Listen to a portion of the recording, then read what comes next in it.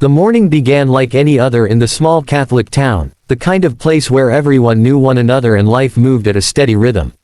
The old brick school stood proudly at the center, its chapel bell ringing across the valley, summoning children in neatly pressed uniforms. On that particular day in 1995, excitement buzzed through the corridors. The girls of one class, ranging in age from 10 to 14, were preparing for a field trip they had anticipated for weeks. They filed into the bus, their black shoes polished, their plaid skirts swishing as they climbed the steps. Their teacher, a soft-spoken woman in her 30s, checked her list carefully, calling out each name to make sure no one was left behind.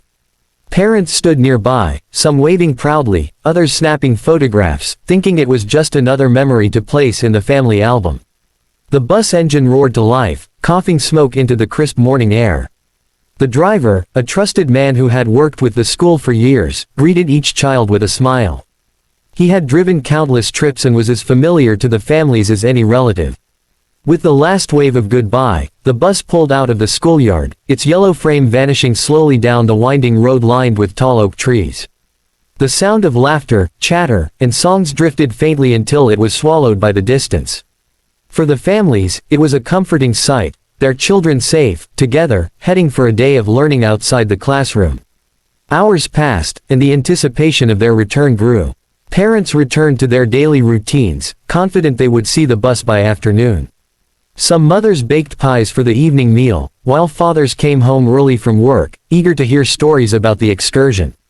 At the school, the principal kept glancing at the clock, waiting for the cheerful noise of students spilling back into the halls.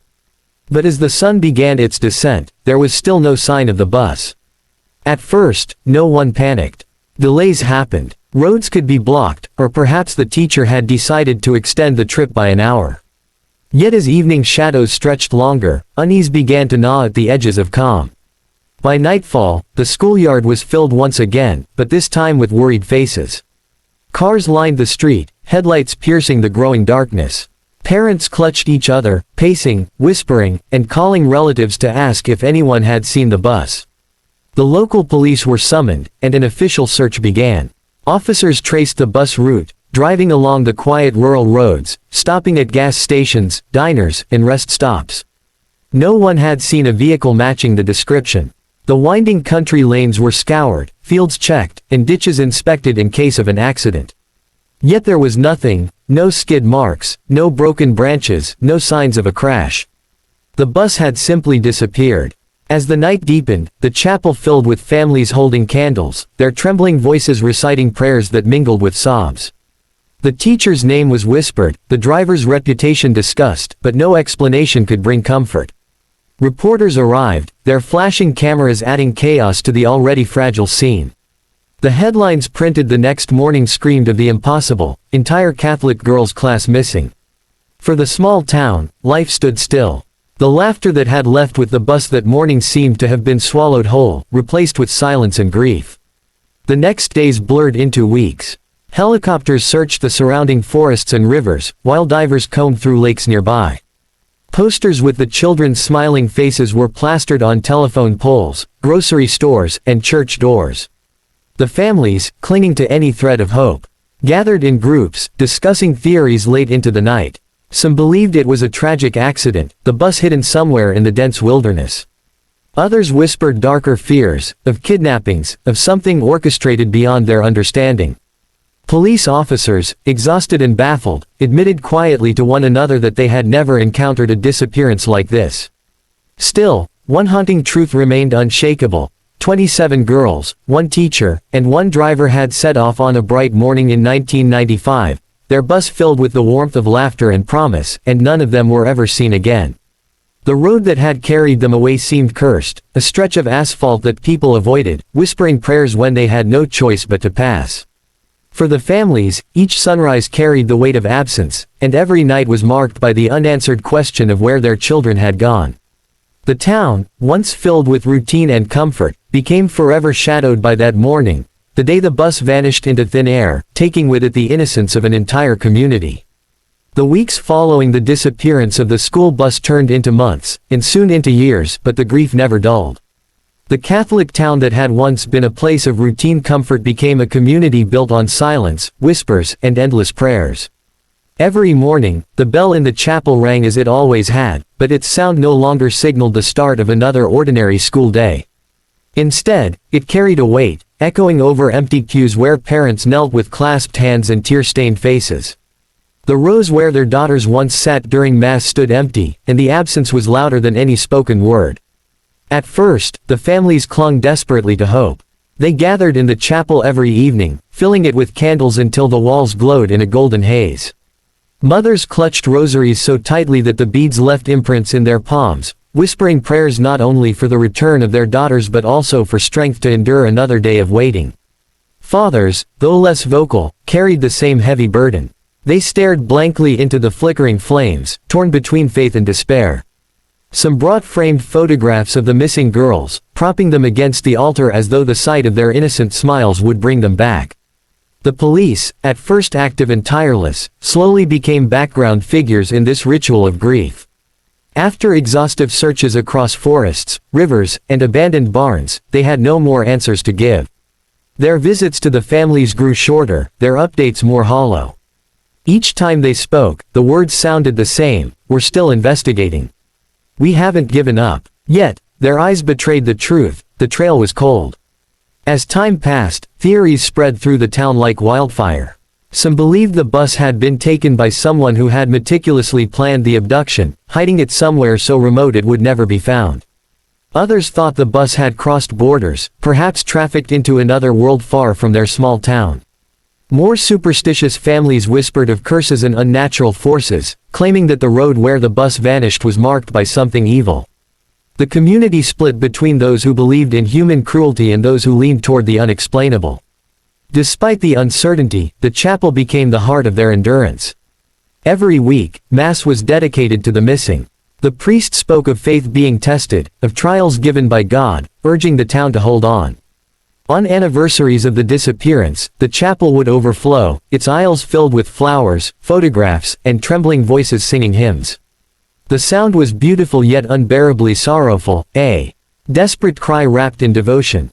Some mothers wore black year after year, as though mourning had become the only identity left to them. Children born after 1995 grew up surrounded by their faces, their stories, and their shadows, reminded constantly that something terrible had once swallowed a generation whole. The town itself became scarred by the absence. The road leading out of the school was avoided by many, drivers whispering prayers before daring to cross it.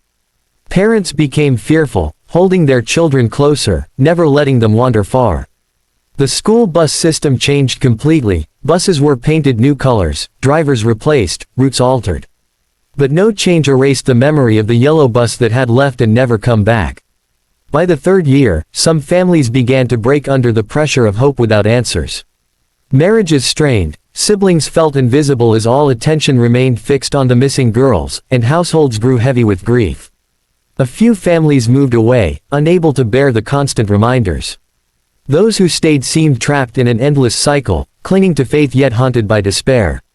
They kept their daughters' bedrooms untouched, as if preserving the past might one day merge with the present. Dresses still hung neatly in closets, toys sat arranged on shelves, and beds remained made, waiting for girls who would never return. 7 years passed, and the case remained unsolved. To outsiders, the story became just another mystery, a headline from the past. But for the town, it was a wound that never closed. The chapel candles still burned every night, their wax dripping down onto pews worn smooth by countless kneeling hands. Every prayer carried the same plea, that God might finally lift the veil of silence and return their daughters to them. They did not yet know that far away, in a place none of them could have imagined, the first trace of the missing would surface, not in the form of living children but in the cold, mechanical light of an X-ray machine. It was a sweltering day in 2002. The Border Patrol unit stationed there was accustomed to routine searches, trucks carrying goods, smugglers attempting to sneak through, migrants risking everything in the unforgiving heat. Technology had advanced in those years, and among the new tools was an X-ray scanner, used to inspect large vehicles for hidden compartments. To the officers, it was just another day, another string of inspections under the unrelenting sun. Dust swirled with every passing vehicle, the air shimmering with heat waves. A rumbling truck approached the checkpoint. Its paint was faded, its license plates coated in grime, as though it had traveled far without pause. The driver, a man with a hardened face, handed over his documents with a forced calm. Something about his demeanor caught the attention of one officer, a nervous twitch in the corner of his mouth, the way his hands gripped the wheel tighter than necessary. Still, it could have been nothing. Smugglers often looked uneasy. The truck was directed toward the scanner. The machine hummed to life, its beams sweeping through metal walls, peering into hidden spaces invisible to the human eye. At first, the screen displayed what seemed like an ordinary cargo hold, crates stacked on top of one another, shadows cast by machinery. But then, as the scan moved deeper, the shapes began to take form. Outlines appeared, faint yet unmistakable. The officers leaned closer. Their chatter quieted into silence. What they were seeing was not boxes or equipment. It was skeletal figures, dozens of them, packed tightly in contorted positions, their hollow frames glowing ghostly on the monitor. The room grew still. The officers exchanged uneasy glances, the reality pressing against their disbelief. One of them muttered a curse under his breath, another crossed himself instinctively. Were these recent victims? Was the truck carrying bodies across the border? The images flickered again, clearer this time. Skulls, small and fragile, some with faint traces of hair clinging to them, appeared in clusters. Bones lay stacked unnaturally, as if hidden in compartments not meant for human remains. The officers called for backup, their voices low but urgent. Guns were drawn as they surrounded the truck, forcing the driver out. He protested, shouting that he was only a courier, that he didn't know what he was carrying. His words were ignored. The officer's focus was on the vehicle, on the chilling outlines still burned into their minds. One officer whispered, "Their children," and the weight of that realization settled like a stone on everyone present. Slowly, they opened the truck. The smell hit them first, not the stench of fresh death, but something old, stale, and preserved. Behind false walls and welded panels were compartments cleverly hidden from the naked eye. Inside, instead of crates, were bundles wrapped in tarps, boxes marked with symbols, and containers stacked carefully. When the officers tore one open, what they found froze them in place. There were belongings. Small, delicate belongings. A rosary, its wooden beads worn smooth as though once held tightly in prayer. A tattered schoolbook, its cover still bearing the name of a girl written in neat handwriting. Pieces of fabric, unmistakably from plaid skirts and white blouses, school uniforms. The officers realized with horror that these were not just random remains. They were connected, tied to something larger. The memory of a story long buried in old newspapers began to resurface, a school bus that had vanished years ago, a class of Catholic girls lost without a trace. The officers, many too young at the time to remember clearly, now stood face to face with what might be the first clue in that chilling case. The desert air grew heavy with silence, the discovery echoing louder than the wind itself. The truck stood under the searing desert sun, its faded paint reflecting harsh light as officers moved cautiously around it. What the X-ray had revealed was now beginning to unfold in reality, and with every compartment they pried open, the scene became more chilling. Metal groaned as crowbars tore at hidden panels, revealing layers of secrecy that spoke of years of planning and cruelty. The officers, hardened men who had seen smugglers, deaths, and violence before, found themselves shaken in a way few things had ever managed. The first hidden chamber was cramped, almost coffin-like in its construction. Inside lay a collection of objects that seemed ordinary on their own but, together, told a story of innocence stolen. Small shoes, scuffed but neatly paired, sat tucked into corners as though someone had carefully packed them away. A school satchel, faded with time, bore the initials of a child still etched in careful marker. Beneath it, wrapped in cloth, were rosaries tangled together, their wooden beads carrying the faint scent of incense, as though the prayers once whispered over them had never truly faded. One officer reached in and pulled out a small notebook. Its cover was cracked and stained, but when he flipped it open, words written in a young girl's hand stared back at him. It was a diary, the last entry dated just days before the class had vanished. The officer's hands trembled as he read aloud a passage about excitement for the field trip, the girl describing how she planned to sit by the window on the bus, how she had packed a sandwich her mother made. The words stopped abruptly, the diary ending mid-sentence. The silence that followed was unbearable. The second compartment was even more disturbing. Within it, crammed into tight containers, were skeletal remains. Not complete skeletons, but fragments, small bones, skulls with hair still clinging in strands, teeth scattered loose in the dust of the truck's floor. The officers recoiled, some covering their mouths, others muttering prayers under their breath. The smell of decay, muted but unmistakable, seeped into the dry air. These were not fresh deaths, these were relics of a nightmare that had begun years earlier. What struck them most were the items mixed among the remains. A handful of ribbons tied neatly in bows, their colors faded but still vibrant enough to sting the eyes with their innocence. Pieces of plaid cloth that matched the Catholic school uniforms described in old case files. A lunchbox decorated with cartoon characters from the early 90s, rusted shut but unmistakably a child's.